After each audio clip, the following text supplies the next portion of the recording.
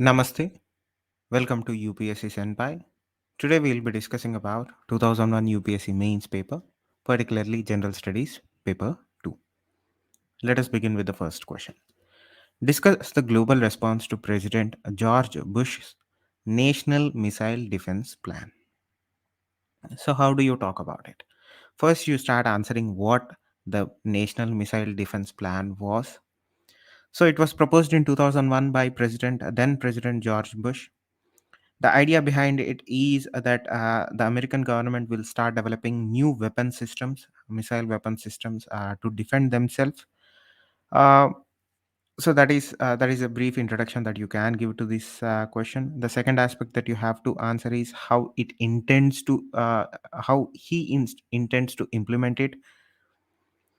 So this was floated in 2001. As I said, this was again a kind of a program or a scheme from the US government that would further its own interest, whether we like it or not. So they were selling it as a security development rather than a weapons development.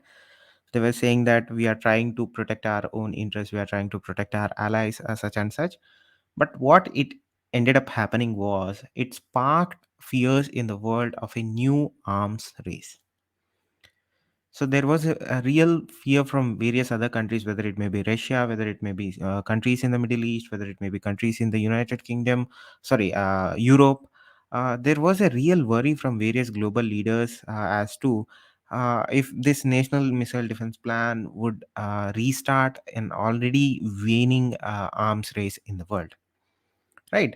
Particularly Putin, who was at the helm of Russia, opposed to this plan. Not only that, the then German chancellor was also opposed to it. North Korea, of all the Koreas, raised some concerns of a new missile development plan. So that is how you go about answering this question. First, you start about the proposal, when it was proposed, why it was proposed. Then you talk about what the proposal was in the first place, what were the concerns. One of the biggest concerns, as I said, one was a new arms race in the world. Second, it kind of slapped various global treaties, weapon development treaties in the face, because this was going against various treaties that either America floated itself or America was signatory to. Either America was the flagship country that kind of put forward various agreements. One was the CTBT. Essentially, what happened was, with this announcement, CTBT became ineffective. Whether America could develop any weapons. They say it's a missile defense plan, but once a missile development takes place, it can be reiterated or developed further to carry nuclear warheads too. So that was a concern. So that is how you go about answering this question. First, you state out what the plan was. You bring out what was the impact that it had on the global order. Then you talk about where was the opposition coming from. So simple answer. The next one, what were the major recommendations of the group of ministers on Indian national security system? So first you start explaining by what the group of ministers are, or what is that system, what is the functions of the group of ministers. Not a very detailed one, just a brief explanation as to uh, group of ministers. Again, this was kind of set up in 2000. This was, I don't think there were any indications as to this was done in any other time, in the recent times. At least I don't remember. If I'm wrong, please let me know through the comments. But I think in 2000, what had happened was, this was kind of a review committee that was set up to review the Kargil issue, because they were sorry, this was in response to the Kargil review committee, right? The Kargil review committee came out with certain recommendations. Again, this committee was set up under the leadership of LK Advani ji, and they submitted their report in 2001 or 2002. I don't remember exactly. I believe it to be in 2001. So you give a basic example as to why the group of ministers was set up. As I said, it was a direct reaction to the Kargil review committee recommendations. Who was the chairman? LK Advani. When did they submit the report? Surprisingly, in 2001. Within a year, they kind of submitted their report. Then you talk about what were the recommendations given by the GOM at that point of time. You talk about the report. Particularly, one was to speed up the judicial system on criminal matters, uh, to constitute a joint command of defense ministry with defense forces. Again, that kind of came became a reality in the recent times with the setting up of the chief of defense staff, which and unified commands, which took a very long time to come into reality.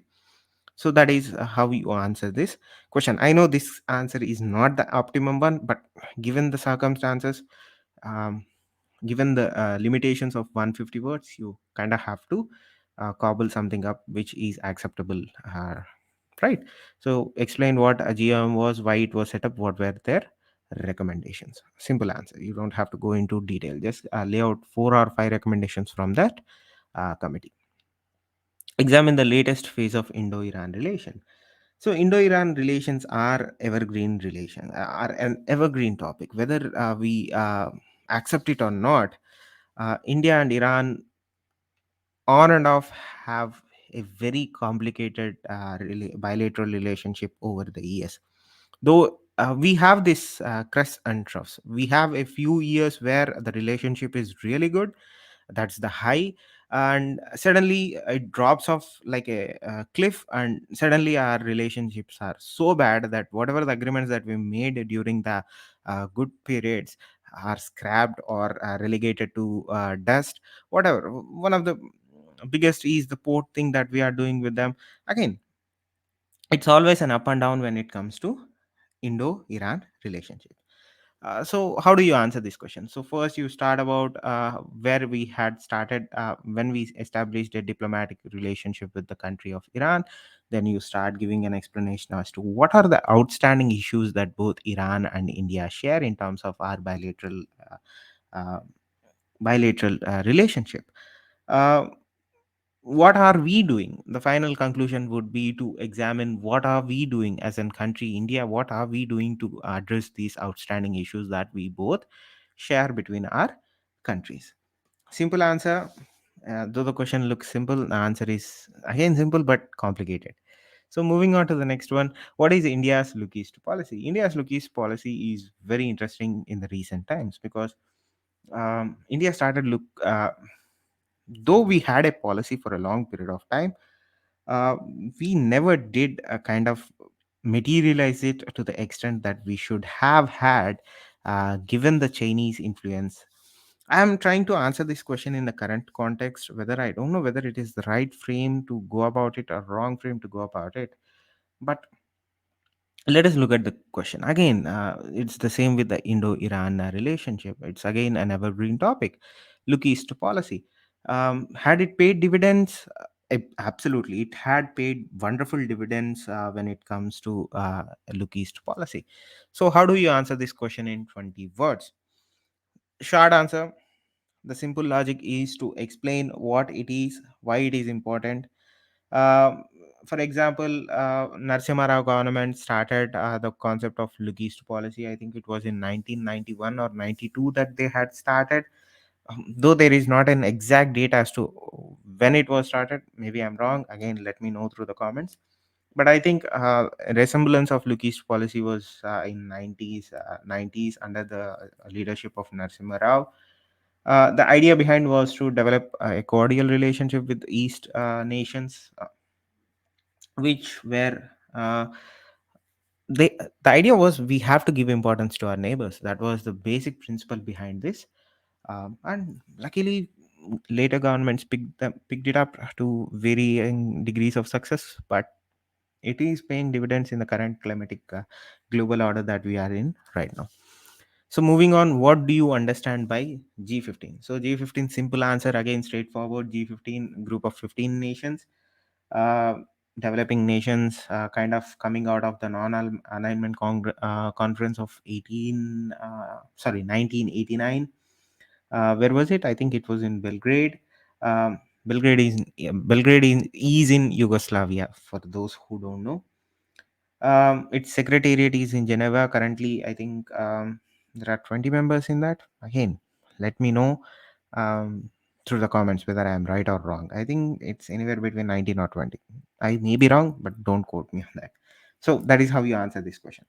The next one is explain the problem of infiltration in eastern parts of India. So if you give this question paper right now, I think people will not even notice whether this was in 2001 or not, because so many questions of 2001 are so relevant today. So again, where are we seeing infiltration? Eastern parts. Remember, eastern parts is not Pakistan. Eastern parts is Bangladesh and Myanmar. What are the major problems? It is causing demographic changes, whether we accept it or not. There is a lot of infiltration happening, smuggling happening, narcotics, humans, animals, you name it, it is happening through that. It is causing instability in the local ecosystem, economy, or cultural otherwise. And it is also creating, which directly translate to a problem in law and order. Um, so again, these are the three things. One, it is causing an economic havoc, it is causing a cultural havoc, which is directly resulting in law and order situation in those states. What are the major things that are coming through? Cattle, people, drugs, fake currency, in certain cases weapons. Right, we have still an active issue where weapons are being smuggled into the country through eastern borders.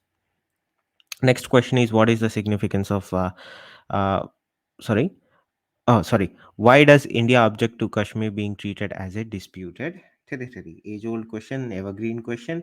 I don't know why I'm using the word evergreen a lot, but the question stands, right? You have to answer it. I'm not going to go into details. So, what you do with the rest of the two questions? Why does India object to Kashmir being treated as disputed territory? What is the significance of Indo Bangladesh relations? S- Straight answers, try to answer them. Um, let's move on to the next question. Similar thing, answer the following 20 words. In what fields have NRIs excelled in developed countries? Again, um, where have non-resident Indians not developed in other countries?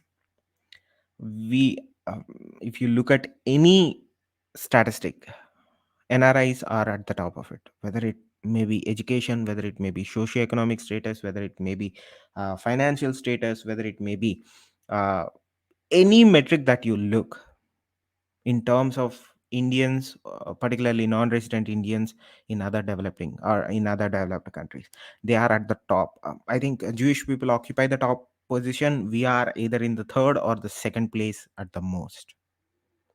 In certain instances, Indians have surpassed the Jewish people also. So there is no field that Indians haven't excelled in developed countries. Goes to show, when you have resources, when you have access to resources, when you have access to education, Indians can pretty much achieve anything. Uh, if we keep our differences aside, let's hope for that day. So, straightforward questions. Again, I'm not going to waste your time by explaining what you have to write in each and every things. Same answer as the second one. You have to explain what it is, why it is important, or explain the factors that they are asking in this question. Moving on to question number 4. What is the incidence of property? Sorry, what is the incidence of property? Wait, indices or index of poverty in India? How should poverty alleviation programs be constructed? I think I don't know whether this is a spelling mistake or not, but so first you have to define. How do you answer this? First, I think you have to define, uh, explain how property is, sorry, poverty is defined in India. There are various definitions of poverty around the world. Various organizations have varying definitions in regards to poverty, how poverty is defined. Because when you say poverty, it's not just people who cannot have access to basic needs. That is okay, that is an accepted definition, generalized definition. But when you are talking about how government treats, or how government, or how um, an organization, a state organization looks at poverty, there has to be a certain standard, there has to be a certain definition. That is how you define poverty. So that is how you define here also. So in India, if I am not wrong, we always go by the Rangarajan Committee. In 2014, Rangarajan Committee kind of came out with a new definition of poverty, where they set certain standards. If an individual meets those standards, then they can be how do I put it?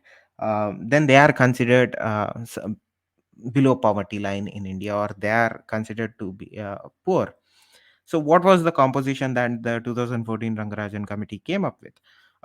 They came up with this concept of monthly per capita consumption expenditure of 972 in rural areas, and rupees 1407 in urban areas.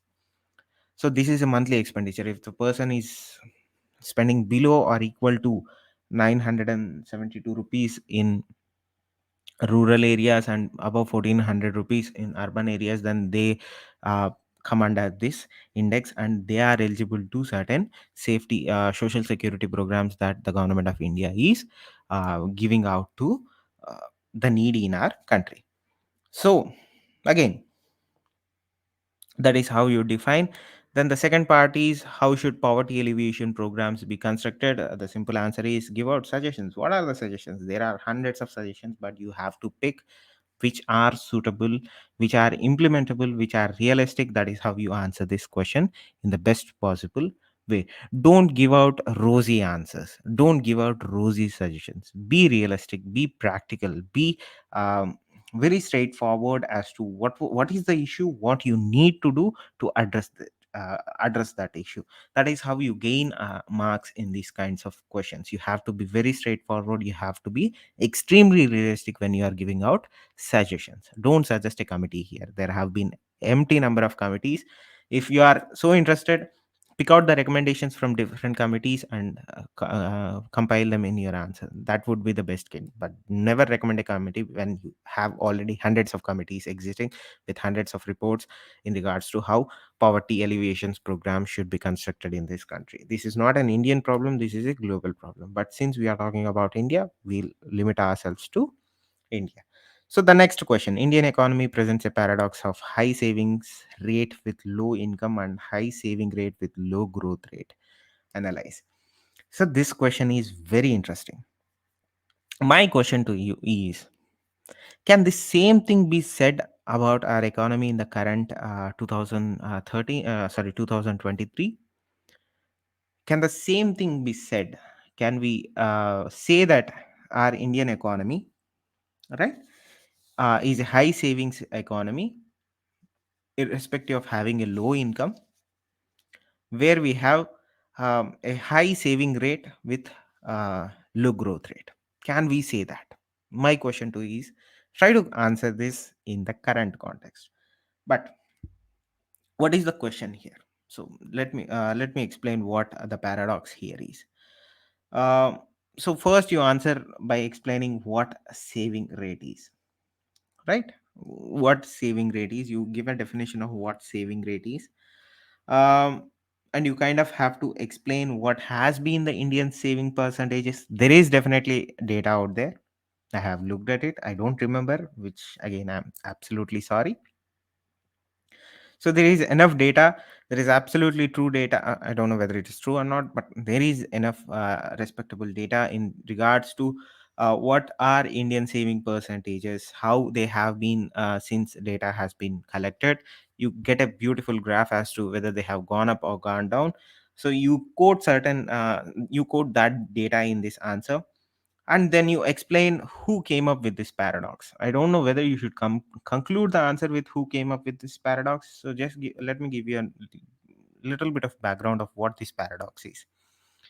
So essentially, this was conjured up. I don't know whether it's the right word or not, but I'm going to use it anyway. Mr. Jagadish Bhagati was the person who proposed this paradox. So interesting paradox. I don't want to take up much of your time. Again, you explain who came up with this paradox. I don't know whether that is important or not, but quoting data is very important when you are talking about this. My question to you is, does this paradox sorry how does this paradox affect, or how does this paradox behave in the current economic climate 2023. I don't know whether you're listening to this in 2023 or in the future. Irrespective of the year, try to apply this paradox to the economic condition or the climate that you are currently residing in. Try to come up with that answer. I think your answer will be very interesting. So, moving on to the next question, answer any two of the following 150 words. Liberalization of the Indian economy since 1991 has led to excessive consumerism and overproduction of white goods. Elucidate. What are white goods? Right? White goods are simply goods. Okay, I'm not going to go into an explanation. White goods are electronic goods, consumables, electronic goods like fridges, TVs, whatever they are called, white goods. So, how do you answer this? So, you have to define what excessive consumerism is. It, without a shadow of doubt, you can say that the liberalization of 1991 has increased consumerism in our country. I don't know whether it is excessive or not. Depends on who you are, where you are, and how you look at what consumerism is. Irrespective of your own understanding, consumerism has gone up. Whether it is excessive or not, personal opinion, I don't know. But here they are saying that it has led to excessive consumerism. So you have two options here. Either you agree with it or you defend it. Sorry, you oppose it. Agreeing, defend the claim that excessive consumerism has enveloped the Indian country, India, since 1991. That is how you go about it. If you don't agree, state certain facts that this has been the production, this has been the um, consumption rates, this has been the production rates. I don't see any correlation in terms of that leads to me to believe that there has been excessive consumerism and overproduction of white goods in our country. Simple as that. I don't want to go into details. Either you agree with it, so defend it. If you don't agree with it, give a pushback to that claim. Since they are asking elucidate, things do change a bit here. If they hadn't put the word elucidate, you would have either gone for supporting it or opposing it. Since they have put the word elucidate, how do you answer this question? As I said, first you start giving a very brief, very brief explanation of what the liberalization of 1991 was to India. Then you start explaining what excessive consumerism is, and you kind of have to give it correlation to why excessive consumerism was seen post 1991 liberalization. Simple answer is access to hundreds of products. Let me give you an example. Pre 1991 we had one car. I'm giving you a generalized example. This is not a quotable example. This is generalized example. For example, pre 1991 we had a single car in the market for a family, that was Maruti 800. Just an example, don't quote me. Post 1991, Indian market was flooded with, let's say, 50 cars. You had Maruti Suzuki, you had Honda, you had Hyundai, you had Ford, you had whatnot, GM, you had what are the other car companies? Mahindra. I don't think it. Okay, let's quote Mahindra since we are making up a statistic as an example. So when a starved out consumer has options, what would a consumer do? They are going to go out and buy, and Indians did buy in large numbers. So that correlations, when you compare the data of pre 1991 to post 1991, the consumption is so high that it kind of gives an I don't know whether I can call it a false positive or not, but it does kind of give out an solution, or kind of an solution is wrong word. It kind of gives, if uh, it's completely polar opposite. If pre 1991, if the graph was a flat line, post 1991 it's an 90-degree straight line increasing of consumption. So I think it was a market choice thing. It was people were starved out for choices, and suddenly you had hundreds of choice for a single thing. If you want to buy a toaster, if you want to buy a microwave, if you want to buy a TV, earlier you had only two or three companies that were supplying. Now you had 13 companies, five companies, oh sorry, 10 companies supplying a better product at a cheaper price, at an affordable price that the Indian middle class could afford. So again, this is my personal answer. So you have to correlate whether uh, particularly excessive consumerism can be tagged to um, the consumption of Indians post 1991 liberalization. And again, as I said, white goods, give a basic definition of what white goods are. Again, why white goods were overproduced in India post 1991 liberalization. I think I kind of answered it in a very long breath, but nonetheless, I hope you understood the gist of it. So, moving on to the next question. Sorry, we have one more here, right? Discuss the nature and causes of UTI crisis with particular reference to US 64. How does this UTI fiasco affect the investment climate in India? So, how do you answer this? Sorry. My bad.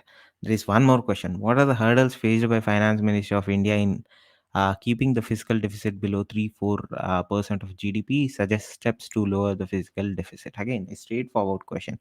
First, you define what a fiscal deficit is. What are the challenges that finance ministers or economists in any country face then when they're trying to balance fiscal deficit in relation to their GDP, uh, and try to suggest what are the steps that they can take to lower fiscal deficit. I hope you understand, you know the meaning of fiscal deficit, because if you don't know fiscal deficit, I suggest you pick up NCRTs, you pick up any book that gives you basic understanding of economics and you read, because fiscal deficit. So again, I'm getting sidetracked here. So first you define what fiscal deficit is.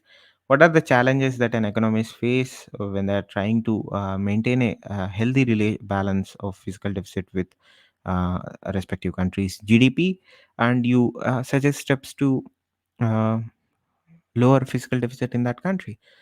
Moving on to the next question, discuss the nature and causes of UTI crisis with particular reference to US 64.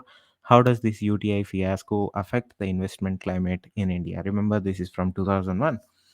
So, how do you answer similar questions? So the first thing you have to do is you have to explain what the UTI crisis was. When you are dealing with certain crisis, with any crisis for a matter of fact, if a question is asked on crisis, first you have to set up that crisis. Explain what the crisis was, what had happened. If they are asking for implications, then you go on explaining what were the implications of that particular crisis, which they are doing. The other step that they are asking in this question is they are trying to relate the UTI crisis or parallel the UTI crisis with something that had happened in United States, US 64, if I'm not wrong. So, US 64, sorry, my bad. If I'm not wrong, US 64 is a fund. I don't know whether it's an US fund or um, again US 64. I don't know. I'm extremely sorry. I don't think there is any relation with US 64 to United States. My bad. US 64 was a fund, if I'm not wrong. So try to correlate with that. Negate the answer that I'm giving for this. I fumbled it, but nonetheless, explain the crisis. Try if they're asking for a parallel, you try to explain what the parallels between the crisis that they have given and the crisis that they have asked for, and impact of it on whatever the industry or whatever the country that we are discussing in this question. So that is how you go about answering when a crisis question is asked. Moving on, what is CRISIL? What does it do? Same thing. You know the drill when they are asking some straightforward questions. Your answer should be very straightforward. CRISIL is nothing but, to those who don't know, if you don't know, it's worrying. So I'm giving you an example. CRISIL is nothing but the Credit Rating Information Services of India Limited. Um, uh, in short, it is a credit rating agency. It's an Indian credit rating agency. So that is how you answer the following questions also. Most of these are related to economy. So this is again to test your economic knowledge. So try if you know something about it, though if you don't have to know about every question, but like CRISIL, credit account convertibility of rupee, those things are kind of relevant. So that is that. Um, Sorry, question number 6 again, straightforward questions. Question number 7: discuss the significance of Kyoto Protocol. Why is USA not signing it? Simple. USA doesn't want. Okay, I'm not going to go there. Let us discuss the question here. What is Kyoto Protocol? Kyoto Protocol was signed in 1997. This was related to emission of greenhouse gases, particularly certain gases. Sorry, gases, not grasses. Certain gases. Um, Simple, right? Should I explain it? I don't think I should explain it. Uh, I think it is a very straightforward question. Give a bit of introduction as to what Kyoto Protocol is, and list out the factors why US is not signing it. Simple, because American claim was that China was the highest producer of chlorofluorocarbons or greenhouse emissions at that point of time, and China did not sign it. Neither did we. If sorry, China did not sign it. So, in stating that fact, America said, if they are not signing it, we are also not signing it. Again, that is again. This was during Bush presidency. Bush did a lot of things that a lot of people did not like. So that is that. The second one is evaluate the performance of summit meeting of Arab League held in March 2001. Since we are dealing with a question paper in 2001, let us answer this question in 2001. So what you start is you start by explaining what the Arab League was in the first place. What was the Arab League summit, to be very specific? Um, so this event was interesting because the entire league was set up to unite the Arab countries, but what ended up happening was they started discussing Palestine and Israel instead of the mandate that they had assembled to discuss. The discussions broke down and they started fighting over Palestine issue and the Israeli issue. Uh, again again the agenda was to help the Palestinian people. It was supposed to be a trade summit. As I said, it was supposed to be a trade summit, and it kind of broke down and became a Palestine and Israeli issue where they were supporting the Palestine. So the mandate of trade got thrown out of the window, and it became a regional summit where other burning issue of that region was being discussed. That at the end of the day, it became a Palestine summit. That is what I personally held when I read about it. It was not an Arab League; it was a Palestine condemnation or an Israel condemnation league where they were supporting the cause of Palestine. Things have changed now. There is a lot of difference. If you know, you know. So moving on, outline the silent features of India's nuclear policy and explain the reasons for India's refusal to sign the CTBT. India's first policy, we developed our policy in we declared it in August of 1999. What are the tenets of the policy? No first use policy. We will not use a nuclear missile first. What is the second policy? We will not use it on non nuclear countries. If Bangladesh, we are at a war with Bangladesh, we will not use our nuclear weapons against Bangladesh because Bangladesh doesn't have nuclear weapons. This is the second tenet of our nuclear policy. Still stands strong. Uh, we refused to sign CTBT. You know what was the principle that India took when we refused to sign the Comprehensive Test Ban Treaty? So the CTBT is very skewed in its nature. So let us discuss about CTBT for a minute. So CTBT was saying that it would ensure status quo and it would prevent further development of nuclear weapons in the country, in the world. So it was ensuring status quo. What do you mean by when I say it is ensuring status quo? Any signatory to CTBT gives up their right. It's a right. You have to look at it from a sovereign point of view. Will give up their right to develop nuclear weapons. So that is good. All is good when the country hasn't developed any nuclear weapons. But what about the countries that have developed and kind of built an huge arsenal of nuclear weapons, nuclear warheads to be very specific? It doesn't talk about denuclearization of those nations. It only talks about countries which don't have nuclear weapons from or preventing them from developing nuclear weapons. It doesn't talk about the countries that have nuclear weapons, what they will do with their nuclear weapons. So at the end of it, it came down to the countries that have nuclear weapons will have nuclear weapons. The countries don't, they give up their right to develop their own nuclear warheads. India was opposed to that principle. India said, we'll absolutely sign your agreement. The only condition is countries which have nuclear weapons, let them also give up their nuclear weapons. Let us see US giving up its nuclear warhead, going through a complete denuclearization process. Russia giving up its warhead, going through again complete denuclearization process. China giving it up, Pakistan giving it up, Israel giving it up, France, everybody. India said, we'll sign it. The only condition is, what about the other side, which has built huge caches of nuclear warheads? Let them give up so that nobody has nuclear weapons and it will be a very safer world. And as you know, the countries that have did not want to give up. So India said, this is in principle is against my principles.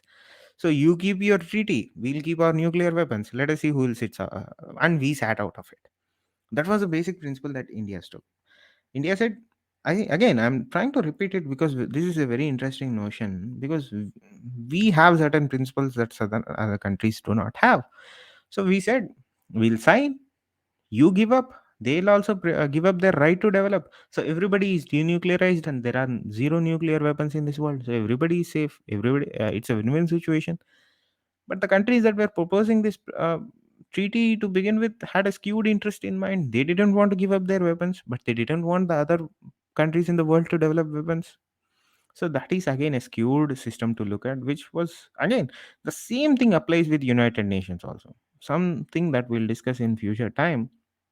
But that was the main um, kind of main principle that we had, that uh, we said we are not going to sign it. Okay, moving on to the next question. Answer the following. Simple. UNCIP, KLA, Gauzhan. Again, if you know, you know. My suggestion is read a bit about these questions. You don't skip these questions, you kind of read. So moving on, answer the following. What is GCC? Why was Macau in news recently? What is G8? What is European Union? Straightforward questions. You don't need my help here. I think you are capable of answering the questions that they have asked in 2001. If you're not, I think you should refresh your current affairs thing. Answer the following. Just kidding. These are 2001. We are just trying to understand how the questions were. And we are placing ourselves in 2001 and we are trying to answer them so that we can answer the questions that are being asked right now in a very positive way. I forgot the word. What should we use there?